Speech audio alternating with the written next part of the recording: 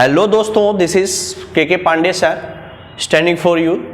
दोस्तों, सबसे पहले आप सभी को मेरे YouTube channel vision the English Guru में तहे दिल से स्वागत है गाइस। दोस्तों, मैं आज आप लोगों के लिए फ्यूचर कॉन्टिन्यूअस टेंस लेकर आया हूं। इससे पहले मैंने प्रेजेंट के चारों पार्ट, पास्ट के चारों पार्ट और फ्यूचर इंडेफिनिट टेंस के बारे में अच्छे से बताने का प्रयास किया। सो दोस्तों, आज हम आते हैं फ्यूचर कॉन्टिन्यूअस टेंस पर। सबसे पहले दोस्तों देखें फ्यूचर कॉन्टिन्यूअस टेंस की पहचान क्या होती है, आइडेंटिटी देखें दोस्तों। तो ध्यान से रहेगा दोस्तों, जिस हिंदी वाक्य के क्रिया के अंत में रहा होगा, रही होगी, रहे होंगे इत्यादि शब्द लगा होगा उसे फ्यूचर कॉन्टिन्यूअस टेंस फ्रेंड्स कहेंगे। या कह सकते हैं कि ऐसे वाक्य जो फ्यूचर में एक निश्चित समय से हो रहे होंगे उसे हम फ्यूचर कॉन्टिन्यूअस टेंस कहेंगे। दोस्तों, हेल्पिंग वर्ब, अब आते हैं फ्यूचर कॉन्टिन्यूअस टेंस की हेल्पिंग वर्ब। दोस्तों, फ्यूचर कॉन्टिन्यूअस टेंस की हेल्पिंग वर्ब विल बी और शैल बी होता है। अब हम आपको फ्यूचर इंडेफिनिट टेंस में ही बता चुका है कि शैल बी का प्रयोग आई और वी के साथ और बाकी रिमेनिंग जितने सब्जेक्ट होंगे उनके साथ आप विल बी का प्रयोग करेंगे। दोस्तों, आई और वी के साथ मॉडर्न इंग्लिश में विल बी का भी प्रयोग किया जा रहा है, इसलिए आप सभी के साथ विल बी का भी प्रयोग कर सकते हो, और नहीं तो आई और शैल के साथ आप आई और वी के साथ शैल का प्रयोग करें और बाकी अन्य किसी भी प्रकार के सब्जेक्ट का प्रयोग करेंगे। फिर दोस्तों आते हैं फ्यूचर कॉन्टिन्यूअस टेंस के स्ट्रक्चर पर। फ्यूचर कॉन्टिन्यूअस टेंस के जो सिंपल सेंटेंस का दोस्तों स्ट्रक्चर होता है, सबसे पहले हम उसे समझेंगे। अफर्मेटिव जो सेंटेंस का स्ट्रक्चर होता है दोस्तों, सबसे पहले हम सब्जेक्ट लिखेंगे और सब्जेक्ट के अकॉर्डिंग विल या शैल का प्रयोग करेंगे। फिर उसके बाद बी, फिर वर्ब की फोर्थ फॉर्म, फिर ऑब्जेक्ट, फिर ओ डब्ल्यू मतलब अदर वर्ड होता है फ्रेंड्स, यहां लिखेंगे। फिर निगेटिव अगर सेंटेंस देखते हैं तो सब्जेक्ट सबसे पहले लिखेंगे दोस्तों, सब्जेक्ट के अकॉर्डिंग विल या शैल का किसी का भी प्रयोग कर सकते हो।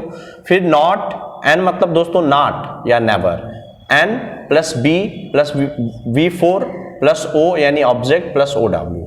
फिर दोस्तों आते हैं फ्यूचर कॉन्टिन्यूअस टेंस के इंटेरोगेटिव सेंटेंस पर। दोस्तों, फ्यूचर कॉन्टिन्यूअस टेंस का इंटेरोगेटिव हो या किसी भी टेंस का इंटेरोगेटिव की जब बात की जाती है तो मैं पिछले सभी वीडियोस में मैंने आपको क्लियर किया है कि इंटेरोगेटिव सेंटेंस दो टाइप के होते हैं, यस नो टाइप और WH टाइप। दोस्तों, यस नो टाइप वे वाक्य होते हैं जिनकी शुरुआत क्या से होती है। सो दोस्तों, यदि वाक्य क्या से प्रारंभ होगा तो सबसे पहले आप विल या शैल का प्रयोग करेंगे, उसके बाद सब्जेक्ट, फिर उसके बाद बी, फिर V4, फिर ऑब्जेक्ट, फिर OW यानी अदर वर्ड का प्रयोग करेंगे। दोस्तों, यदि वाक्य के बीच में कब, क्यों, कैसे विभिन्न प्रकार के जो इंटेरोगेटिव वर्ड आते हैं, यदि वो आएंगे तो वाक्य से सबसे पहले उनकी स्पेलिंग को हम स्टार्टिंग में ही लिख देंगे।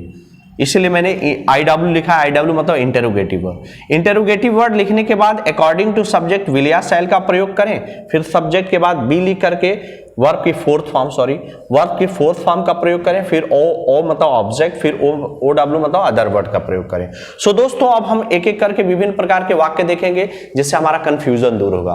फ्यूचर कॉन्टिन्यूअस टेंस में अब हम आते हैं अफर्मेटिव के। दोस्तों ध्यान रहे, देखें वह तुमसे बात कर रहा होगा। सो दोस्तों, कौन तुमसे बात कर रहा होगा? वह, तो कौन का अगर हम प्रश्न करें तो हमें सब्जेक्ट मिल जाएगा। अब सब्जेक्ट हम देख रहे हैं कि ही है, सो दोस्तों विल का प्रयोग करें इसके साथ, ही विल, फिर उसके बाद बी, ही विल बी। देखिए, वह तुमसे बात कर रहा होगा तो he will be talking, TALKING, he will be talking तुमसे यानी कि टू यू होगा friends.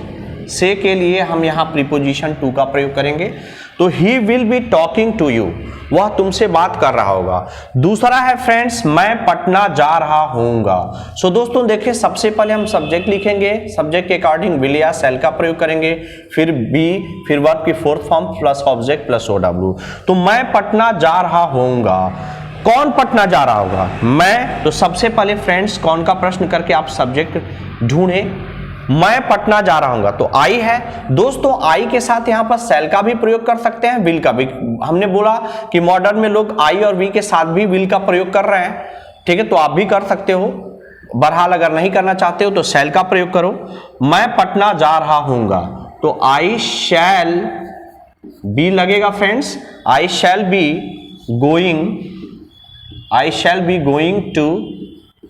Going to Patna. So दोस्तों, अच्छे से समझ में आया होगा। दो वाक्य। फिर उसके बाद हम देखते हैं फ्रेंड्स, सीता गाना गा रही होगी। दोस्तों सीता गाना गा रही होगी, कौन गाना गा रहा होगा? सीता। सबसे पहले आप वाक्य के सब्जेक्ट का पता करें, कौन गाना गा रहा होगा? तो सीता। सीता चूंकि थर्ड पर्सन है इसलिए विल का प्रयोग करें। Sita will be singing. Sing मतलब दोस्तों गाना होता है, सिंगिंग अ सॉन्ग मतलब कोई गीत, अ सॉन्ग। सो दोस्तों Sita will be singing a song, Sita गाना गा रही होगी का ट्रांसलेशन होगा। वे लोग सोए रहेंगे। सो दोस्तों देखें, वे लोग, कौन? वे लोग यानी कि दे होता है, दे विल बी सोए। सोने की स्पेलिंग स्लीप होता है फ्रेंड्स, वर्ब में आईएनजी जोड़ के लिखेंगे स्लीपिंग हो जाएगा। उसके बाद दोस्तों देखते हैं, हम लोग अपना काम करते रहेंगे। हम लोग यानी कि हम लोगों की स्पेलिंग फ्रेंड्स वी होता है, वी मतलब हम भी होता है और हम लोग भी होता है। We shall be doing, do मतलब करना फ्रेंड्स। देखिए कौन अपना काम करता रहेगा? तो हम लोग। तो सबसे पहले हम लोग की स्पेलिंग वी मैंने लिखा, और चूंकि वी फर्स्ट पर्सन का इसलिए शैल बी का प्रयोग किया। We shall be doing our work friends होगा, अपना कार्य के लिए। यहां पर अपने की स्पेलिंग अकॉर्डिंग टू सब्जेक्ट लगेगा। ठीक है फ्रेंड्स, अब अगला देखें फ्रेंड्स।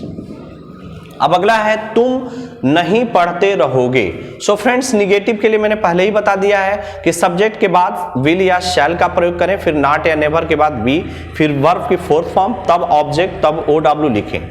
सो दोस्तों तुम नहीं पढ़ते रहोगे, कौन नहीं पढ़ता रहेगा? तो तुम, तो यू लिखें फ्रेंड्स। सबसे पहले you will.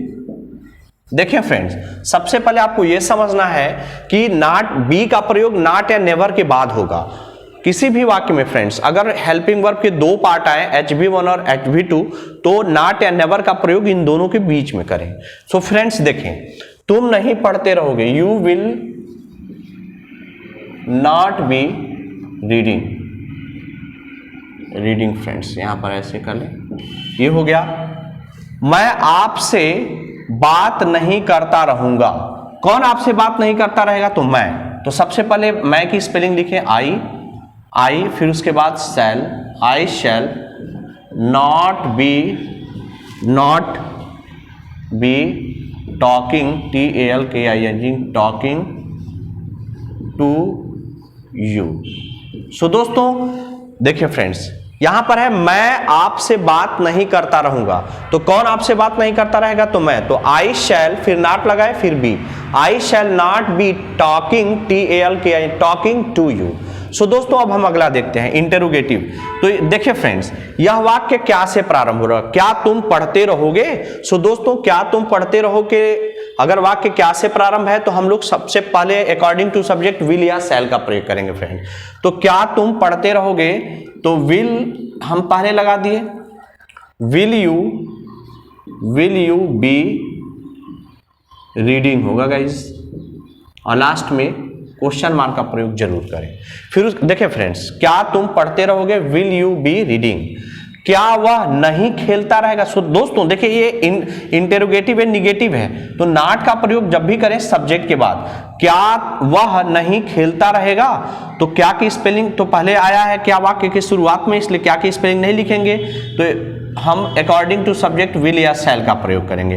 Will he sorry friends, will he not be playing, will he not be playing। So friends इसका ट्रांसलेशन ये होगा, will he not be playing। फिर आते हैं फ्रेंड्स, राम क्या करता रहेगा। अब देखिए फ्रेंड्स, ये वाक्य के बीच में क्या लगा करके पूछा, राम क्या करता रहेगा, क्या की स्पेलिंग क्या होगी फ्रेंड्स, व्हाट। तो सबसे पहले व्हाट लिखें, व्हाट विल, क्योंकि राम है तो राम के अनुसार विल लगेगा, क्योंकि यहां पर देखें इंटेरोगेटिव वर्ड लिखने के बाद according to subject guys will या शैल का प्रयोग करेंगे। तो क्या राम क्या करता रहेगा, तो what will Ram be doing, what will Ram be doing. दोस्तों अगला है वे क्यों खेलते रहेंगे। तो देखिए वे क्यों खेलते रहेंगे, तो क्यों वाक्य के बीच में आया है, तो ये इंटेरोगेटिव है। सबसे पहले क्यों की स्पेलिंग हम लिखें, ठीक है ना, वाई, फिर उसके बाद देखिए फ्रेंड्स, सबसे पहले इंटरोगेटिव वर्ड लिखने के बाद विल या शैल का प्रयोग अकॉर्डिंग टू सब्जेक्ट करेंगे। तो वाई विल दे, वे क्यों खेलते रहेंगे, why will they be playing हो जाएगा दोस्तों। तो दोस्तों इसका ये अगला है और लास्ट है फ्रेंड्स, आप उसकी प्रतीक्षा क्यों नहीं करते रहेंगे। तो आप उसकी प्रतीक्षा क्यों नहीं करते रहेंगे, तो वाई होगा फ्रेंड्स सबसे पहले, why will you not be. दोस्तों इंटरोगेटिव एंड निगेटिव सेंटेंस में मैं बार बार बोल रहा हूं, नॉट का प्रयोग जो होगा सब्जेक्ट के बाद होगा। तो why will you not be waiting लिखेंगे फ्रेंड्स, WAITING। तो आप उसकी वेटिंग फॉर हिम, किसी की प्रतीक्षा करने के लिए प्रीपोजिशन फॉर का प्रयोग होता है फ्रेंड्स, यहां पर करें आप। तो why will you not be waiting for him. दोस्तों आपको ये टेंस बेहतर समझ में आया होगा। ऐसे ही आप लोगों को, अब हम लोग टेंस के खात्मे की ओर हैं, क्योंकि फ्यूचर कॉन्टिन्यूअस टेंस पढ़ रहे हैं, फ्यूचर परफेक्ट और फ्यूचर परफेक्ट कॉन्टिन्यूअस टेंस बचा है। इसके बाद हम लोग सीधे फ्रेंड्स अब वॉइस, नरेशन, ट्रांसफॉर्मेशन, सिंथेसिस और विभिन्न प्रकार के कंपटीशन से रिलेटेड चीजें पढ़ेंगे। इसके अलावा मैं आप लोगों के लिए फ्रेंड्स विभिन्न प्रकार के शार्ट्स भी लेकर आ रहा हूं, जो आपके लिए बहुत ही हेल्पफुल होने वाला है। उसको आप देखते रहें। और दोस्तों वीडियो समझ में आया होगा तो लाइक शेयर सब्सक्राइब जरूर करिएगा। Thank you.